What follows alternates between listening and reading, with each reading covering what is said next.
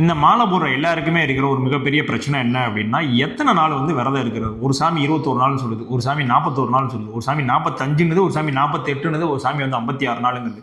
So இதில் கரெக்டாக இத்தனை நாள் தான் வந்து ஐயப்பன் இருக்க சொல்லியிருக்காரு அப்படின்னு ஒரு விஷயம் இருக்குல்ல. இப்போ வந்து குருசாமி சொல்லியிருக்காரு அப்படின்னு ஒரு விஷயம் இருக்கிற மாதிரி உங்களுக்கு தெரிஞ்சவங்க சொல்லியிருக்காங்க, அப்படி ஒரு விஷயம் இருக்கும். அதே மாதிரி ஐயப்பன் அவர்கள் வந்து எத்தனை நாள் வந்து விரதம் இருக்க சொல்லி நம்மளை வந்து வர சொன்னாரு அப்படின்னு ஒரு விஷயம் இருக்குல்ல. ஸோ அந்த விஷயத்தை தான் இப்போ வந்து நான் வந்து சொல்ல போகிறேன். ஐயப்பன் எப்படி சொல்லுவார், அப்போ ஐயப்பன் உங்ககிட்டே வந்து சொன்னாரா அப்படின்னு கேட்டால், ஐயப்பனுடைய மூல நூல் அப்படின்றது உங்களுக்கு ஒன்று இருக்குன்றது எல்லாரும் தெரியும்னு நினைக்கிறேன். பூதநாத உபாக்கியானம் அப்படின்ற ஒரு புக்கு. ஸோ இதுதான் வந்து அந்த பூதநாத உபாக்கியானம். ஸோ இந்த புக்கில் வந்து என்ன சொல்லப்பட்டிருக்கு அப்படின்னா, 45 நாட்கள் வந்து விரதம் இருக்கணும். அப்படி இல்லை அப்படின்னா குறைந்தது ஒரு மண்டலம், அதாவது 41 நாட்கள் வந்து விரதம் இருக்கணும் அப்படின்றது தான் வந்து இந்த புக்கில் வந்து சொல்லப்பட்டிருக்கு.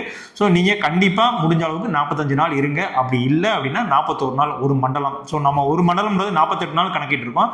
ஆனால் பூதநாத உபாக்கியானம் ஐயப்பன் அவர்கள் என்ன சொல்றாரு அப்படின்னா 41 நாள் தான் ஒரு மண்டலம் அப்படின்ற மாதிரி வந்து இந்த புக்கில் சொல்லப்பட்டிருக்கு.